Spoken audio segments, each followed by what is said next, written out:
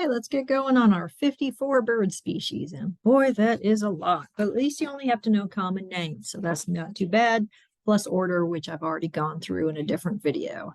The first one is our common loon, and this is a diving bird. It is not in the same order as ducks and geese. They will have a solid black head. They're going to be black and white and through the rest of their body. And when they come down here for the summer or for the winter, I apologize, they're going to be a lot duller. So the specimen that we have is actually very gray in the head. It's only during the breeding season that they have more of a solid color black there that really stands out. And also look how far back their legs are set. I talked about this in the orders video, is that all the loons have legs that are set this far back. It makes them better adapted for swimming, but not so much for walking on land. They're terrible about that. Very, very inefficient. So here's our common loon. Sexes look alike. They're quite large, and our specimen shows that. And they are one of the eerie calls that you'll hear, and that's one of the calls that you do have to learn. It kind of sounds a little bit mysterious and a little bit creepy sometimes. Okay. Then we get into order Anseriformes, where we just have a couple of ducks as examples. There's so many ducks that I wish I could teach you about, but we're going to just stick with the wood duck. The male, the drake, is very, very brightly colored, as you can see. The female is very drab, and you'll see this pattern again and again in a lot of our birds because the female has to be cryptic for sitting on the nest. Okay. They are present here year round. There are actually wood duck boxes out at very old ones out at Bissett Park. If you go into these semi-flooded areas, they're about 3 to 4 feet off the ground, and the hole for the wood duck box is about yay big, and the box is actually much bigger than like a bluebird box. Okay, so they are a dabbling duck, and that's the kind of duck that just tips over to feed. They don't dive down into the water. The other one that is also a dabbling duck are the mallards. Again, do not put mallard duck, just put mallard. Okay, it's a mallard, Jim, if you've seen The Office. The males, again, are more brightly colored. You can see they've got sort of that iridescent green sheen to their head and usually more of a rusty brown chest. The females are going to be, again, drabber, but they do have that little bit of blue on their wings. They have fully webbed feet, and they are dabblers. They're found just about everywhere that humans are. They're pretty adaptable. Then we get into Pelecaniformes. I'm looking at my list here, same list that you guys have. And the first one example that we have is a double-crested cormorant. Okay, and they do have a slightly hooked bill or a hook at the end. They are fish eaters, and they do live on the New River and also on Claytor Lake around here. They will fly with their whole body in a straight line, which differentiates them from some of the other larger birds. They are definitely larger than your typical duck. And when they are trying to warm up for the morning, they will strike a pose like that you can see to try and warm themselves up pretty quickly.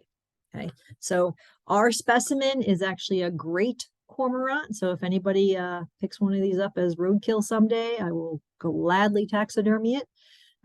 Much bigger than the double-crested cormorant that we have around here, but otherwise they look exactly the same. Okay.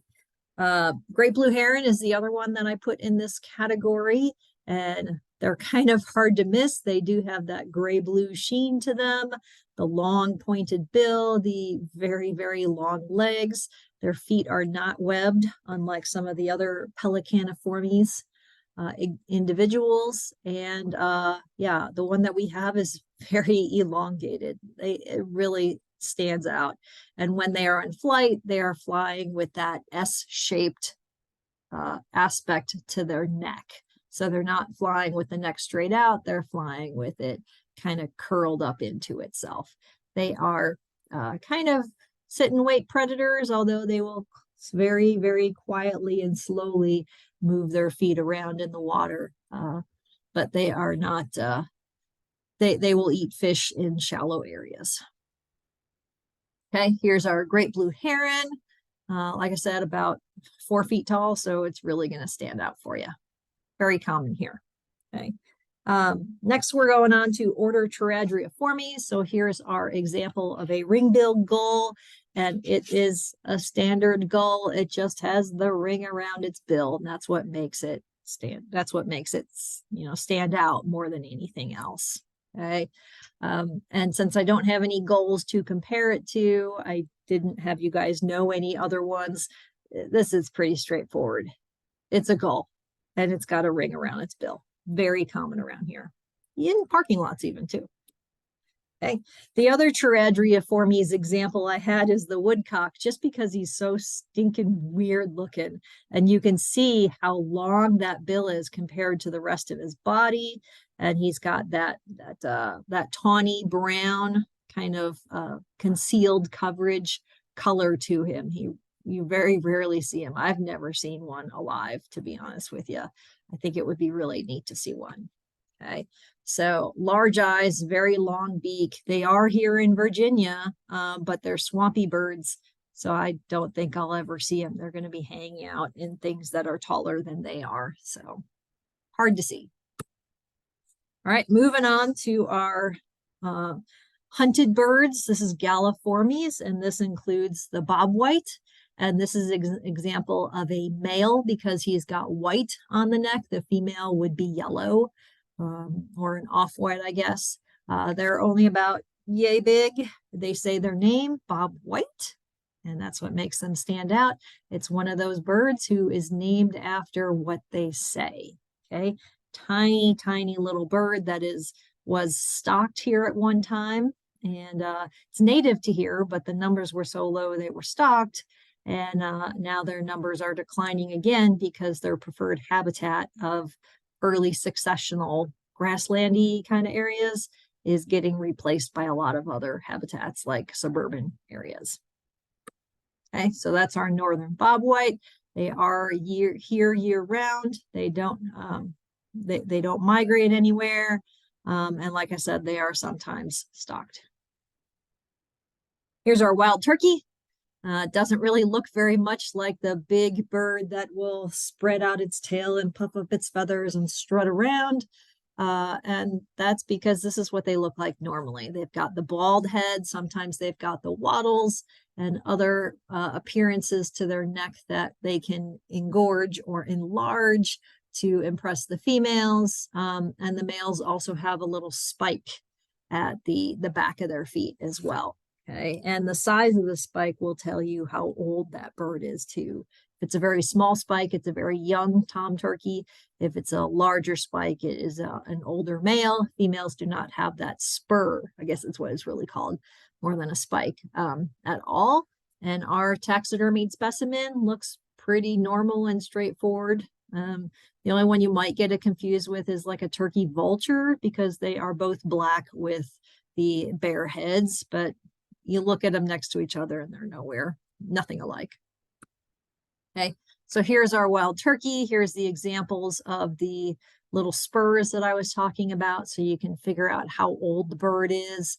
Females don't really have a spur. Sometimes they will have a little bit of a tiny beard, but really not otherwise. Okay, and then they're pretty much everywhere now. They're not very good flyers.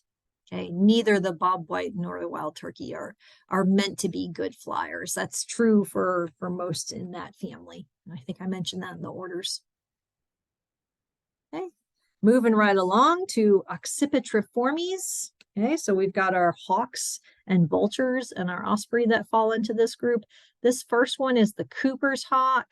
There are some look-alike birds in the area, but I did not list them for you. The sharp-shinned hawk is like a mini-me version of this, but you don't have to know that. Lucky you. But the Cooper's hawk, they will change colors as they age. So you've got the adult there on the left, and you've got the juvenile on the right. No matter what, adult versus juvenile, they have banded tails. So they've got dark, light tails that you can even see when they are in flight. Okay. The other thing about the Cooper's hawk is they are in the group called occipiters. And when they fly, their tail stays kind of very thin and you can see the bands there. Okay. Which is different from our Buteos, which is like our red-tailed hawk and things like that, who will sort of span out their tails when they are in flight. So they will fan out is the word I was looking for. So the accipiter birds, which are in that genus, will have their tail feathers that are all still together when they're in flight. And the Buteo birds, which is another genus, larger birds, will fan out their tails. So you'll see the big flash of red when they're in flight. Okay. Anyway, pretty easy to see with these guys. They're kind of about crow-sized birds. And you can see that they have reddish eyes when they are adults and yellow eyes when they are juveniles. Okay, so there's our Cooper's hawk. Kind of covered this already. Here's our red-tailed hawk. They're much bigger. I would almost say twice as bulky, if that's, you know, they're bigger and they're much wider. They're like hefty. Okay, and they definitely have that tail that fans out when they're in flight, and it's gonna, as adults, it's going to be red. Okay, as juveniles, it's not red. It will slowly become red as they reach adulthood. And you can see actually the pattern on their chest can be more white or more brown. There's a lot of flexibility with that, but it's never a solid color one way or the other. Compared to this guy, it almost looks like a solid rusty color when they are adults. This one, you're never going to have solid colors, if that helps too. But honestly, just look for the red tail. I've got a specimen that I'll put out that has an obvious red tail. Okay. Year round, they're on campus. So if you see somebody grabbing a bird or grabbing a small mammal, the Buteos tend to go for mammals and the accipiters tend to go for birds, okay, in flight. The vultures fall into this group for some reason. Genetically, they're a weird taxa. So you've got the turkey vultures. Okay, remember I said that they both have the red heads, so that will be the only thing that kind of you might confuse with them, but they've got stubbier legs. They are a solid black, no pattern to their feathers or anything, except for the trailing edge of all of these flight feathers are gray. Okay, and you won't see that on turkeys. These turkey vultures are much smaller too. So look for, between turkey vultures and black vultures, this whole area is gray. Okay, and that's what you're looking for. They can smell dead things 5 miles away, and that's actually better than a black vulture can find. So I think I mentioned this, black vultures are bullies, and they will hang around with the turkey vultures, and they will follow the turkey vultures to a meal and then beat them up and take their food. Okay, black vultures have the black head, pretty straightforward. And instead of the long line of gray feathers on the underside, they just have white tips on their feathers, and they're a little bit rounded rather than pointy as the turkey vultures are. Okay, pointy on those, much more shorter and rounded with only the tips being white on them. Okay, so that's our black vulture. They're actually a little smaller than turkey vultures. It says 6 feet. I've never seen a black vulture that's that big, but they are common, and we do have a group of several hundred, maybe up to 1,000 black vultures that will roost in Radford. We are known for the vulture roosts that we have. I know when I work at the Radford Arsenal and do Christmas bird counts there, we'll easily get groups of 400 black vultures across, a couple of neighboring trees that they're all hanging out in the morning until they head out for the day. Their roost is where their night roost. Okay. The last one in this group is the osprey. And this is a fish-eating raptor, and it's always going to be hanging around aquatic habitats. And what's unique about them, the only one you might get them confused with maybe is a red-tailed hawk, because they're about the same size, but these ones are much more white. They never have the red tail, and they have a robber's mask that is brown across their face. Okay, so a couple of things that really make them stand out. They are always tied to water, so they're going to be, Crater Lake and large rivers. I've seen them along some tributaries as well, but they're around in multiple counties around here. Okay, our one and only falcon in the area. Well, actually not the only falcon. We've got merlins and we've got a couple other ones too, maybe even prairie falcons. But this is the American kestrel. These are super duper tiny, only about yay big. I would say smaller than a blue jay even, just kind of chunkier than a blue jay. And males and females do look different. The female is on the left, the male is on the right. So the male has a lot more blue on it and the female has a lot more brown on it. But they have all of the features of a teeny tiny little falcon or hawk, where they've got the little pointed beak and talons, and they'll take insects in flight quite easily. You can actually see them hovering. Okay, they will hover to find their food, so it looks like they are staying still in midair. It's really cool, all the cool things that these little falcons can do. They are North America's smallest falcon. You can also look for the two black stripes that also make them stand out. Males and females both have that. Okay, so there's our kestrel. I think I've talked about this already. You'll see them often perching on telephone poles in rural areas. There has been some talk of them declining in parts of their range, and it's just kind of along the lines of the decline of rural habitats in our world. Okay, but they are common all around here. Okay. Moving right along to our owls. I think we've got maybe 5 or 6 owls that are potentially common around here, plus another 3 or 4 that are rare. I'm only having you know 3. And these are the 3 most common owls that you're going to see. The first one is the great horned owl. It doesn't actually have horns. Those are just tufts of feathers that are sticking up straight. Okay. They'll have the yellow eyes, if they have eyes, in the taxidermied versions. They've got the kind of horizontal streaking a little bit of the brown and the white. They have fully feathered legs, and they are by far our largest bird, if helpful. They are the ones who have no sense of smell, so they are the major predators of striped skunks because they don't care if they smell bad. They are also silent when they are in flight, so they are, hard to avoid if you are a prey animal. They are nocturnal. Okay, so we've covered all of that. The littlest guys that we have around here are screech owls. And they can come in 2 different color morphs. And this is not, I don't think this is a clear genetic thing. It just is almost a chance kind of thing. But I don't know. What I've seen around here more often are the gray morphs, but that doesn't mean anything. So they can come in red or gray, and you can see how small they are relative to our other owls. So if the other owls are this big, these little screech owls are half that size. They're like you can put 4 screech owls into one great horned owl. They're pretty small. Okay. And they're good mousers. Okay. They also have, they can have little tufts of feathers that can stand up as well.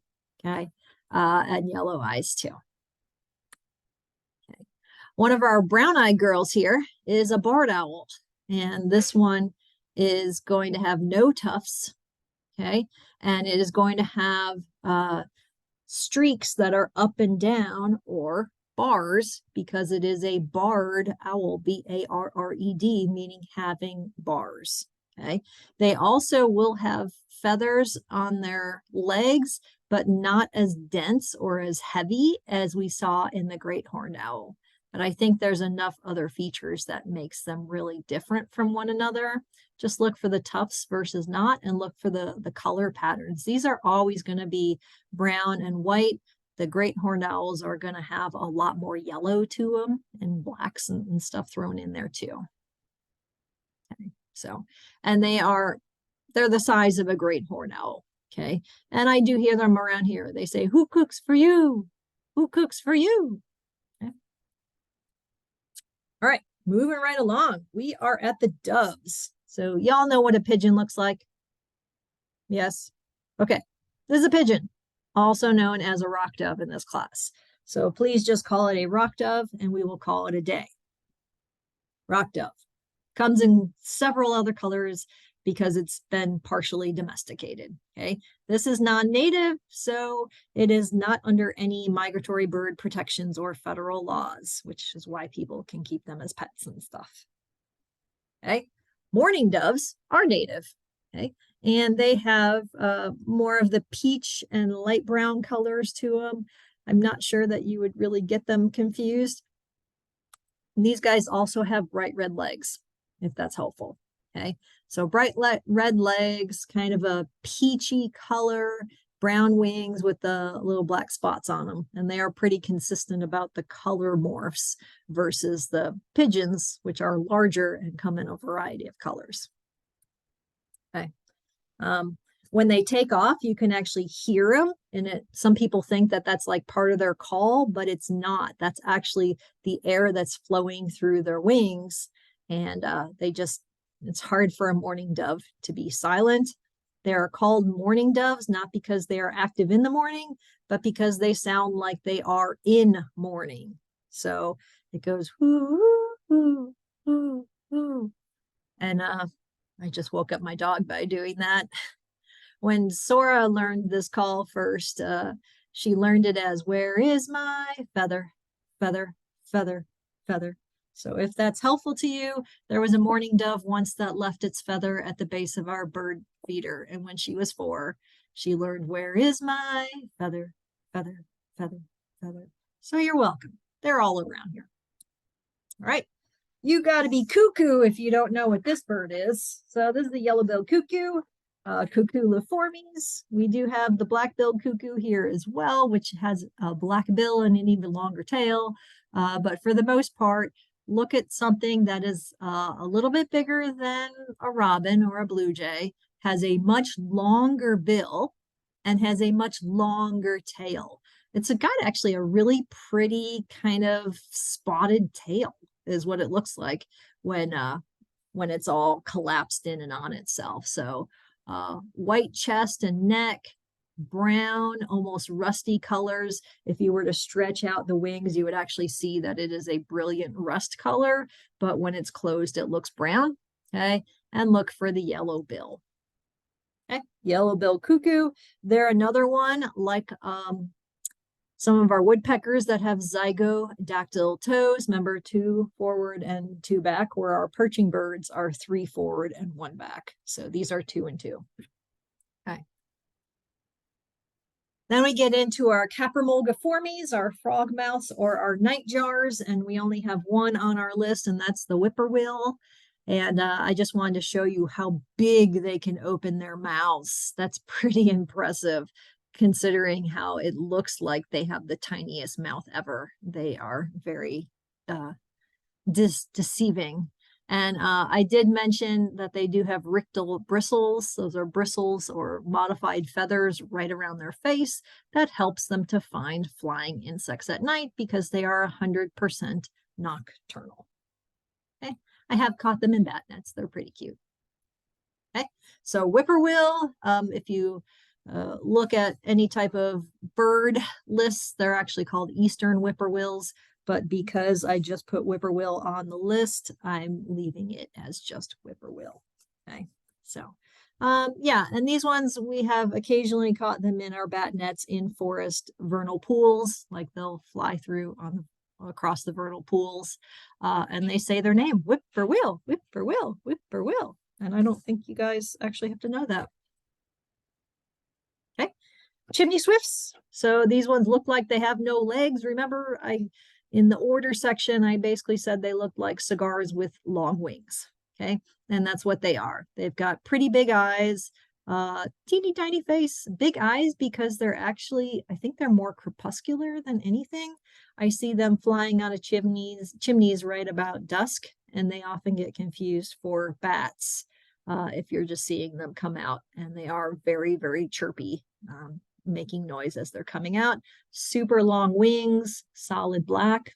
Okay, maybe a little bit lighter in the chin area, but that's about it. Okay, so that's our chimney swift, and they do actually live in chimneys.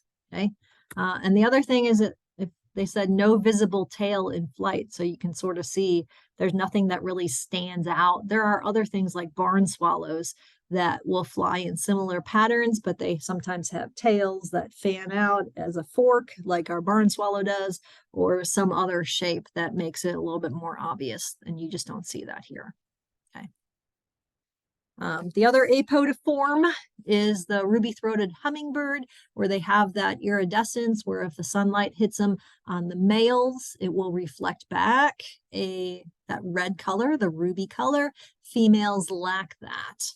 Okay, so otherwise they look exactly the same, super duper tiny, like teeth big, super tiny. Okay, and long beak because they're nectar feeders. Okay, so got that. Carassiiformes, that's our belted kingfisher. If you're looking at these two, can you guess which one is the male and which one is the female? Based on what we learned. Actually, the one with the extra marking is the female, and the male is the one that only has the blue band, the blue neck. The female has the additional band. Usually the female is supposed to be more cryptic. Maybe that extra bit of brown makes them more cryptic. I don't know, but it just looks like two belts rather than one. If it's the female, they're always tied to water. They're always eating teeny tiny little fish, and that's because they've got one heck of a beak. That's pretty impressive.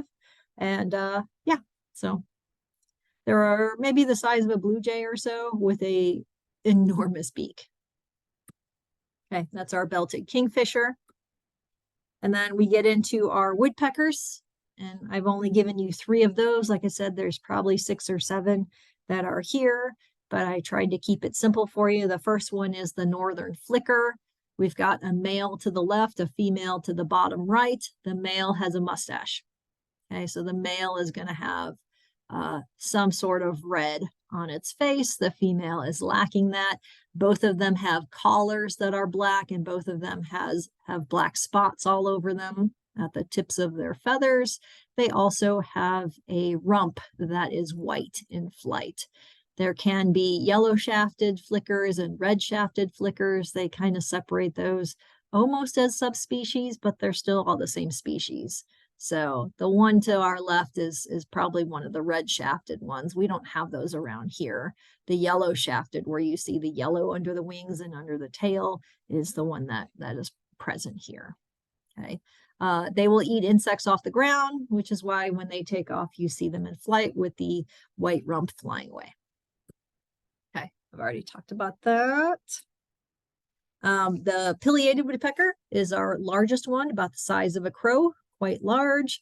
The male, again, has a mustache, red mustache here, and both the male and the female will have the red crest to them, and they are the ones who make those big, deep, rectangular holes, well, probably more like that, in big trees, in mature trees. They're pretty good about that.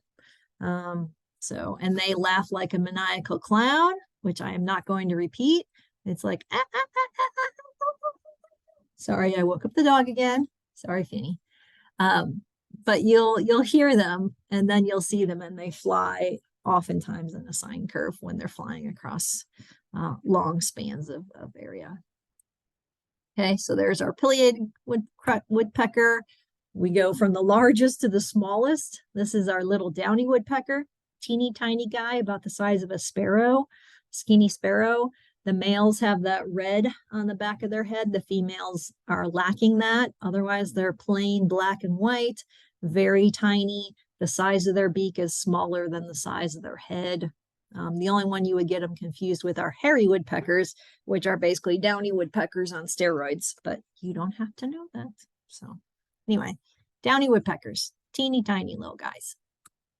All right, is that it? Yeah, we'll take a little break, and then you guys can come back on the next video and learn about all of order passeriformes.